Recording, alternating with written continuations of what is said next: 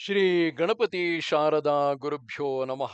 ಯತ್ರ ಯೋಗೇಶ್ವರ ಕೃಷ್ಣೋ ಯತ್ರ ಪಾರ್ಥೋ ಧನುರ್ಧರಃ ಯತ್ರ ಶ್ರೀ ವಿಜಯ ಭೂತಿರ್ಧ್ರುವ ನೀತಿರ್ಮತಿರ್ಮಮ. ಶ್ರೋತೃಗಳಿಗೆ ಶ್ರೀ ಅಳಸಿಂಗರಾಚಾರ್ಯ ವಿರಚಿತ ಶ್ರೀ ವ್ಯಾಸ ಮಹರ್ಷಿ ಪ್ರಣೀತ ಶ್ರೀಮನ್ ಮಹಾಭಾರತದ ಶಲ್ಯ ಪರ್ವದಲ್ಲಿ ನಕುಲನು ಕರ್ಣನ 3 ಮಂದಿ ಮಕ್ಕಳನ್ನು ಕೊಂದುದು ಎಂಬ 9ನೆಯ ಅಧ್ಯಾಯಕ್ಕೆ ಸ್ವಾಗತ. ಸಂಪೂರ್ಣವಾಗಿ ಸೋತು ಓಡುತ್ತಿರುವ ಆ ಕೌರವ ಸೈನ್ಯವನ್ನು ಕಂಡು ಮದ್ರರಾಜನು ಆತುರದಿಂದ ತನ್ನ ಸಾರಥಿಯನ್ನು ಕುರಿತು, ಓ ಸಾರಥಿ, ಕುದುರೆಗಳನ್ನು ವೇಗದಿಂದ ಬಿಡು. ಅದು ಮೇಲೆತ್ತಿದ ಪ್ರಕಾಶಮಾನವಾದ ಶ್ವೇತ ಛತ್ರದೊಡನೆ ಧರ್ಮರಾಜನು ನಿಂತಿರುವನು ನೋಡು. ಆ ಸ್ಥಳಕ್ಕೆ ನನ್ನನ್ನು ತ್ವರೆಯಿಂದ ಸೇರಿಸು. ನನ್ನ ಬಲವನ್ನು ನೋಡುತ್ತಿರು. ಈ ದಿನದ ಯುದ್ಧದಲ್ಲಿ ನನ್ನ ಮುಂದೆ ನಿಲ್ಲುವುದಕ್ಕೆ ಪಾಂಡವರು ಎಂದಿಗೂ ಶಕ್ತರಲ್ಲ ಎಂದನು. ಒಡನೆಯೇ ಸಾರಥಿಯು ಧರ್ಮರಾಜನ ಸಮೀಪಕ್ಕೆ ರಥವನ್ನೋಡಿಸಿಕೊಂಡು ಹೋಗಿ ನಿಲ್ಲಿಸಿದನು. ಆಗ ಶಲ್ಯನು ವೇಗದಿಂದ ಎದುರಿಸಿ ಬರುತ್ತಿರುವ ಪಾಂಡವರ ದೊಡ್ಡ ಸೈನ್ಯವನ್ನು, ಸಮುದ್ರವನ್ನು ತೀರವು ಹೇಗೋ ಹಾಗೆ ತಾನೊಬ್ಬನೇ ತಡೆಯುತ್ತಿದ್ದನು. ಪಾಂಡವರ ಸೇನಾ ಸಮೂಹವು ಆಗ ಶಲ್ಯನನ್ನೆದುರಿಸಿ ನದಿಯ ವೇಗವು ಬೆಟ್ಟವನ್ನು ಹಾದು ಹೋಗಲಾರದಂತೆ ಅಲ್ಲಿಯೇ ನಿಂತಿತು. ಮದ್ರರಾಜನ ಆ ಉತ್ಸಾಹವನ್ನು ಕಂಡು ಕೌರವ ವೀರರು ಇನ್ನು ತಾವು ಸಾಯುವವರೆಗೂ ಹಿಂತಿರುಗುವುದಿಲ್ಲವೆಂದು ಸಂಕಲ್ಪಿಸಿ ಹಿಂತಿರುಗಿ ಬಂದರು. ಚದರಿ ಹೋಗಿದ್ದ ಆ ಸೈನ್ಯವು ಹಿಂತಿರುಗಿದೊಡನೆಯೇ ಭಯಂಕರವಾದ ರಕ್ತ ಪ್ರವಾಹವನ್ನುಂಟು ಮಾಡುವ ಮಹಾಯುದ್ಧವು ನಡೆಯಲಾರಂಭಿಸಿತು. ನಕುಲನು ಚಿತ್ರಸೇನನನ್ನು ಎದುರಿಸಿದನು. ಆ ವೀರರಿಬ್ಬರು ಒಬ್ಬರನ್ನೊಬ್ಬರು ಸಂಧಿಸಿ ಅತ್ಯಾರ್ಭಟದಿಂದ ದಕ್ಷಿಣೋತ್ತರ ದಿಕ್ಕುಗಳಿಂದ ಮಳೆಯನ್ನು ಸುರಿಸುವ 2 ಮಹಾಮೇಘಗಳಂತೆ ಬಾಣವರ್ಷಗಳಿಂದ ಒಬ್ಬರನ್ನೊಬ್ಬರು ಮುಚ್ಚಿದರು. ಆ ಯುದ್ಧದಲ್ಲಿ ನಕುಲನಿಗೂ ಚಿತ್ರಸೇನನಿಗೂ ಬಲದಲ್ಲಿ ವ್ಯತ್ಯಾಸವೇನೂ ತಿಳಿಯಲಿಲ್ಲ. ಇಬ್ಬರು ಅಸ್ತ್ರವಿದ್ಯಾ ನಿಪುಣರು, ಮಹಾಚತುರರು, ರಥಗಳನ್ನು ನಡೆಸುವುದರಲ್ಲಿ ಸಮರ್ಥರು, ಒಬ್ಬರನ್ನೊಬ್ಬರು ಕೊಲ್ಲುವ ಹಠವುಳ್ಳವರು, ಸಮಯ ನಿರೀಕ್ಷೆಯುಳ್ಳವರು. ಆಗ ಚಿತ್ರಸೇನನು ತೀಕ್ಷ್ಣವಾದ ಕತ್ತಿಯಿಂದ ನಕುಲನ ಬಿಲ್ಲನ್ನು ಮುಷ್ಟಿಸ್ಥಾನದಲ್ಲಿ ಕತ್ತರಿಸಿ ಚಾಪಹೀನನಾದ ಆ ನಕುಲನನ್ನು 3 ತೀಕ್ಷ್ಣ ಬಾಣಗಳಿಂದ ನೆತ್ತಿಯ ಮೇಲೆ ಹೊಡೆದನು. ಆತನ ಕುದುರೆಗಳನ್ನು ಕೊಂದು ಆತನ ಧ್ವಜವನ್ನು, ಸಾರಥಿಯನ್ನು 3 ಬಾಣಗಳಿಂದ ಮುರಿದು ಕೆಡಹಿದನು. ಓ ರಾಜ, ನೆತ್ತಿಯಲ್ಲಿ ನಾಟಿದ್ದ ಆ 3 ಬಾಣಗಳಿಂದ ನಕುಲನು 3 ಶಿಖರಗಳೊಡಗೂಡಿದ ಬೆಟ್ಟದಂತೆ ಕಾಣಿಸಿದನು. ಬಿಲ್ಲು ರಥವು ಹೋದ ಮೇಲೆ ನಕುಲನು ತನ್ನ ಖಡ್ಗ ಕೇಟಕಗಳನ್ನೆತ್ತಿಕೊಂಡು ಬೆಟ್ಟದ ಮೇಲಿಂದ ಇಳಿಯುವ ಸಿಂಹದಂತೆ ರಥದಿಂದಿಳಿದು ಮುಂದೆ ಬಂದನು. ನಡೆದು ಬರುತ್ತಿರುವಾಗಲೇ ನಕುಲನ ಮೇಲೆ ಚಿತ್ರಸೇನನು ಬಾಣ ವರ್ಷಗಳನ್ನು ಸುರಿಸಲು ಮಹಾಪರಾಕ್ರಮಿಯಾದ ನಕುಲನು ತನ್ನ ಹಸ್ತಲಾಘವದಿಂದ ಆ ಬಾಣ ವರ್ಷವನ್ನೆಲ್ಲ ಕೇಟಕದಿಂದಲೇ ತಡೆದನು. ವಿಚಿತ್ರ ಯೋಧಿಯು, ಶ್ರಮ ಸಹಿಷ್ಣುವು, ಮಹಾಬಲವುಳ್ಳವನೂ ಆದ ನಕುಲನು ಎಲ್ಲಾ ಸೈನ್ಯವು ನೋಡುತ್ತಿರುವಂತೆಯೇ ಧೈರ್ಯದಿಂದ ಚಿತ್ರಸೇನನ ರಥದ ಬಳಿಗೆ ಹೋಗಿ ಅದನ್ನೇರಿದನು. ಅಲ್ಲಿ ನಕುಲನು ಕಿರೀಟ ಕುಂಡಲಗಳಿಂದ ಅಲಂಕೃತವಾಗಿ ಎಸಳಾದ ಮೂಗಿನಿಂದಲೂ ವಿಶಾಲ ನೇತ್ರಗಳಿಂದಲೂ ಸುಂದರವಾಗಿದ್ದ ಚಿತ್ರಸೇನನ ತಲೆಯನ್ನು ತನ್ನ ಕತ್ತಿಯಿಂದ ಕತ್ತರಿಸಿ ಅವನ ದೇಹದಿಂದ ಬೇರ್ಪಡಿಸಿದನು. ಸೂರ್ಯ ತೇಜಸ್ಸುಳ್ಳ ಚಿತ್ರಸೇನನ ತಲೆಯು ರಥದಿಂದ ಕೆಳಗೆ ಬಿದ್ದುದನ್ನು ನೋಡಿ ಪಾಂಡವ ಪಕ್ಷದ ಮಹಾರಥರೆಲ್ಲರೂ ಭಲೆ ಭಲೆ ಎಂದು ಕೂಗುತ್ತಾ ದೊಡ್ಡ ಸಿಂಹನಾದವನ್ನು ಮಾಡಿದರು. ಓ ರಾಜ, ಆಗ ತಮ್ಮ ಸಹೋದರನು ಕೊಲ್ಲಲ್ಪಟ್ಟುದನ್ನು ಕಂಡು ಮಹಾರಥರಾದ ಸುಶರ್ಮ, ಸತ್ಯಸೇನರೆಂಬ ಕರ್ಣಪುತ್ರರಿಬ್ಬರು ದೊಡ್ಡ ಕಾಡಿನಲ್ಲಿ 2 ಹುಲಿಗಳು ಮದದಾನೆಯನ್ನು ಎದುರಿಸುವಂತೆ ನಕುಲನನ್ನು ಕೊಲ್ಲಬೇಕೆಂದು ಬಾಣಗಳನ್ನು ಬಿಡುತ್ತಾ ವೇಗದಿಂದ ಎದುರಿಸಿ ಹೊರಟರು. ಮಹಾಭುಜಬಲವುಳ್ಳವರು, ಮಹಾರಥರೂ ಆದ ಅವರಿಬ್ಬರು ಮೇಘಗಳು ನೀರನ್ನು ಸುರಿಸುವಂತೆ ಬಾಣ ಸಮೂಹಗಳನ್ನು ವರ್ಷಿಸುತ್ತಿದ್ದರು. ಆ ಬಾಣ ವರ್ಷದಲ್ಲಿಯೇ ಮಹಾವೀರನಾದ ನಕುಲನು ಆತುರದಿಂದ ಬಂದು ತನ್ನ ರಥದ ಮೇಲೇರಿ ಬಿಲ್ಲನ್ನು ಕೈಗೆತ್ತಿಕೊಂಡು ಕೋಪಗೊಂಡ ಯಮನಂತೆ ಯುದ್ಧಕ್ಕೆದಿರಾಗಿ ನಿಂತನು.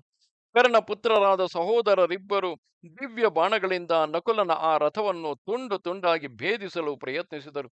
ನಕುಲನು ಅಟ್ಟಹಾಸ ಮಾಡುತ್ತಾ ತೀಕ್ಷ್ಣವಾದ 4 ಬಾಣಗಳಿಂದ ಸತ್ಯಸೇನನ 4 ಕುದುರೆಗಳನ್ನು ಕೊಂದನು. 1 ಬಾಣದಿಂದ ಸತ್ಯಸೇನನ ಬಿಲ್ಲನ್ನು ಕತ್ತರಿಸಿದನು. ಆಮೇಲೆ ಸತ್ಯಸೇನನು, ಸುಶರ್ಮನು ಬೇರೆ ಬೇರೆ ರಥದ ಮೇಲೇರಿ ಪ್ರತ್ಯೇಕವಾಗಿ ಬಾಣಗಳಿಂದ ನಕುಲನನ್ನು ಎದುರಿಸಿ ಹೊರಟರು. ನಕುಲನು ಅವರಿಬ್ಬರನ್ನು 2 ಬಾಣಗಳಿಂದ ಹೊಡೆದನು. ಆಗ ಕೋಪಗೊಂಡ ಮಹಾರಥನಾದ ಸುಶರ್ಮನು ಅಟ್ಟಹಾಸದಿಂದ ನಗುತ್ತಾ 1 ಬಾಣದಿಂದ ಆ ನಕುಲನ ದೊಡ್ಡ ಬಿಲ್ಲನ್ನು ಕತ್ತರಿಸಿದನು. ಕೂಡಲೇ ನಕುಲನು ಬೇರೆ ಬಿಲ್ಲನ್ನು ಕೈಗೆತ್ತಿಕೊಂಡು ಸುಶರ್ಮನನ್ನು 5 ಬಾಣಗಳಿಂದ ಹೊಡೆದು ಆತನ ಧ್ವಜವನ್ನು 1 ಬಾಣದಿಂದ ಭೇದಿಸಿದನು. ಸತ್ಯಸೇನನ ಬಿಲ್ಲನ್ನು, ಕೈಚೀಲವನ್ನು ಕತ್ತರಿಸಿದನು. ಆಗ ಜನರಲ್ಲಿ ಹಾಹಾಕಾರವು ಹೊರಟಿತು. ಸತ್ಯಸೇನನು ರಿಪು ಭಯಂಕರವಾದ ಬೇರೊಂದು ಬಿಲ್ಲನ್ನು ಕೈಗೆತ್ತಿಕೊಂಡು ಪಾಂಡುಪುತ್ರನನ್ನು ಬಾಣಗಳಿಂದ 4 ಕಡೆಗಳಲ್ಲಿಯೂ ಮುಚ್ಚಿದನು. ನಕುಲನು ಆ ಬಾಣಗಳನ್ನೆಲ್ಲ ತಡೆದು ಎರಡೆರಡು ಬಾಣಗಳಿಂದ ಸತ್ಯಸೇನನನ್ನು ಸುಶರ್ಮನನ್ನು ಹೊಡೆದನು. ಅವರಿಬ್ಬರು ನಕುಲನನ್ನು ಬೇರೆ ಬೇರೆಯಾಗಿ ಬಾಣಗಳಿಂದ ಹೊಡೆದರು. ಆತನ ಸಾರಥಿಯ ಮೇಲೆ ತೀಕ್ಷ್ಣ ಬಾಣಗಳನ್ನು ಪ್ರಯೋಗಿಸಿದರು. ಸತ್ಯಸೇನನು ನಕುಲನ ರಥದ ಇರಿಚಿಯನ್ನು ಆತನ ಬಿಲ್ಲನ್ನು ಎರಡು ಬಾಣಗಳಿಂದ ತುಂಡು ಮಾಡಿದನು. ರಥಾಸೀನನಾಗಿದ್ದ ಹಾಗೆಯೇ ನಕುಲನು ಒಂದು ಶಕ್ತ್ಯಾಯುಧವನ್ನೆತ್ತಿ ಸತ್ಯಸೇನನ ಮೇಲೆ ಬೀಸಿದನು.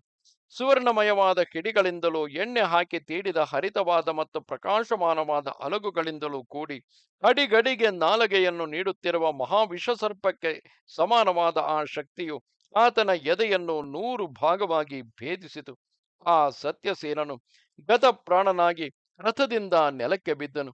ಸಹೋದರನ ವಧೆಯನ್ನು ನೋಡಿ ಕೋಪಗೊಂಡ ಸುಶರ್ಮನು ಕಾಲಾಳಾಗಿ ನಿಂತಿರುವ ನಕುಲನ ಮೇಲೆ ವೇಗದಿಂದ ಬಾಣಪ್ರಯೋಗ ಮಾಡಿದನು.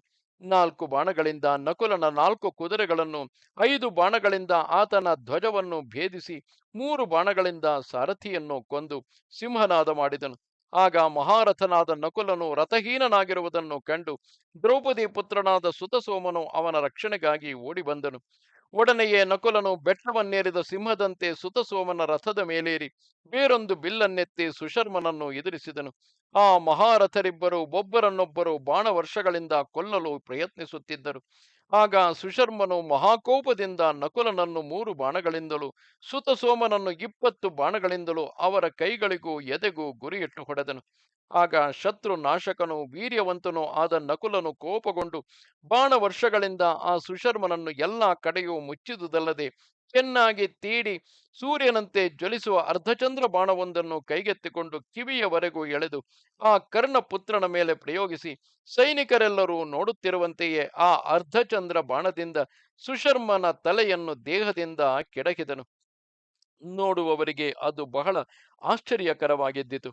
ಸುಶರ್ಮನು ನದಿಯ ವೇಗದಿಂದ ಕೆಡಹಲ್ಪಟ್ಟ ದೊಡ್ಡ ಮರದಂತೆ ಕೆಳಗೆ ಬಿದ್ದನು. ಕರ್ಣಪುತ್ರನ ವಧೆಯನ್ನು, ನಕುಲನ ಪರಾಕ್ರಮವನ್ನು ಕಂಡು ನಿಮ್ಮ ಸೈನ್ಯವು ಭಯದಿಂದ ಓಡಿತು. ಸೇನಾಪತಿಯಾದ ಮದ್ರರಾಜನು ಆ ಸೈನ್ಯವನ್ನೆಲ್ಲ ತಡೆದು ನಿಲ್ಲಿಸಿ ದೊಡ್ಡ ಸಿಂಹನಾದವನ್ನು, ಭಯಂಕರವಾದ ಧನುಷ್ಠಂಕಾರವನ್ನು ತೋರಿಸಿದನು. ಆಗ ಅವನಿಂದ ನಿನ್ನವರಿಗೆ ರಕ್ಷಣೆಯುಂಟಾಗಲು ಅವರು ಭಯವನ್ನು ಬಿಟ್ಟು ಎಲ್ಲ ಕಡೆಗಳಿಂದಲೂ ಮದ್ರರಾಜನನ್ನು ಹಿಂಬಾಲಿಸಿ ತಿರುಗಿ ಯುದ್ಧಕ್ಕೆ ಸಿದ್ಧರಾಗಿ ನಿಂತರು. ಸಾತ್ಯಕಿ, ಭೀಮಸೇನನು, ಮಾದ್ರಿ ಪುತ್ರರಾದ ನಕುಲ ಸಹದೇವರು ಇವರೆಲ್ಲ ಯುಧಿಷ್ಠಿರನನ್ನು ಮುಂದೆ ಬಿಟ್ಟುಕೊಂಡು ಯುದ್ಧ ಭೂಮಿಯಲ್ಲಿ ಸಿಂಹನಾದ ಮಾಡಿದರು. ತೀವ್ರವಾದ ಧನುಷ್ಠಂಕಾರವನ್ನು, ಶಂಖನಾದ ಸಿಂಹನಾದಗಳನ್ನು ಮಾಡಿದರು. ಹಾಗೆಯೇ ನಿಮ್ಮ ಕಡೆಯವರು ವೇಗದಿಂದ ಮದ್ರರಾಜನನ್ನು ಮುಂದಿಟ್ಟುಕೊಂಡು ಮಹಾಕೋಪದಿಂದ ಯುದ್ಧೋದ್ಯತರಾದರು. ಮರಣಕ್ಕೆ ಸಿದ್ಧರಾಗಿ ನಿಂತು ಯುದ್ಧ ಮಾಡುವ ನಿಮ್ಮ ಕಡೆಯವರಿಗೂ ಇತರರಿಗೂ ನಡೆದ ಆಗಿನ ಯುದ್ಧವು ಭೀರುಗಳಿಗೆ ಭಯಂಕರವಾಗಿದ್ದಿತು. ಹಿಂದೆ ದೇವಾಸುರ ಯುದ್ಧವು ಹೇಗೋ ಹಾಗೆ ಯಮರಾಜ್ಯವನ್ನು ವೃದ್ಧಿ ಮಾಡುವ ಮಹಾಯುದ್ಧವು ನಡೆಯಿತು. ಅತ್ತಲಾಗಿ ಅರ್ಜುನನು ಸಂಶಪ್ತಕರನ್ನು ಜಯಿಸಿ ಕೌರವ ಸೇನೆಯನ್ನು ಎದುರಿಸಿದನು. ಪಾಂಡವರೆಲ್ಲರೂ ದೃಷ್ಟದ್ಯುಮ್ನನಿಗೆ ಅಧೀನರಾಗಿ ತೀಕ್ಷ್ಣವಾದ ಬಾಣಗಳನ್ನು ಪ್ರಯೋಗಿಸುತ್ತಾ ಕೌರವ ಸೇನೆಯನ್ನೆದುರಿಸಿ ಓಡಿದರು. ಆ ಬಾಣ ವರ್ಷದಿಂದ ಕೌರವರಿಗೆ ದಿಗ್ಭ್ರಮೆ ಹಿಡಿದಂತಾಯಿತು. ಅವರಿಗೆ ಸೈನ್ಯವಾಗಲಿ ದಿಕ್ಕಾಗಲಿ ವಿದಿಕ್ಕುಗಳಾಗಲಿ ತಿಳಿಯದಂತಾಯಿತು. ಪಾಂಡವರು ಪ್ರಯೋಗಿಸಿದ ತೀಕ್ಷ್ಣ ಬಾಣಗಳಿಂದ ಕೌರವ ಸೇನೆಯು 4 ಕಡೆಗಳಲ್ಲಿಯೂ ತಡೆಯಲ್ಪಟ್ಟಿತು.